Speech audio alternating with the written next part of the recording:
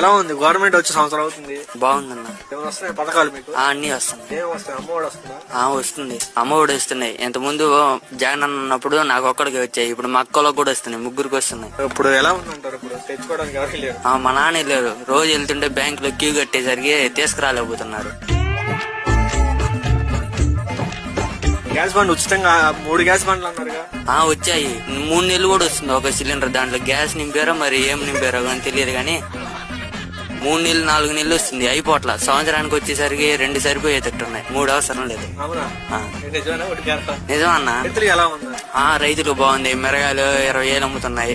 పొగాకు ఒక 15,000 అమ్ముతున్నాయి. అందులో ఒక 10,000 అమ్ముతున్నాయి కింట. పత్తి వచ్చేసి ఒక 8,000 అమ్ముతుంది. రైతులు శుభ్రంగా బతుకుతున్నారు బాగా.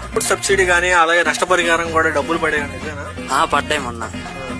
మిర్చి మొన్న వరదలు వానలు పడుతుంటే ఒక్కో రైతుకి 2 లక్షలు 3 లక్షలు ఇచ్చారు. వానలు పడుతుంటే ఒక్కో రైతుకి 2 లక్షలు 3 లక్షలు ఇచ్చారు. అది నష్టపరిహారం. పత్తి మిరప అన్ని ఆ డబ్బులు ఇంకా బ్యాంక్ అకౌంట్ లోనే ఉన్నాయంట. జనాలు పోతుంటే అడిగే క్యూ కట్టేసరికి తీసుకురాలేకపోతున్నారు. నిజమా? ఆరోగ్యశ్రీ బ్రహ్మాండంగా ఉంది. హాస్పిటల్ బయటే ట్రీట్మెంట్ చేస్తున్నారు మొత్తం.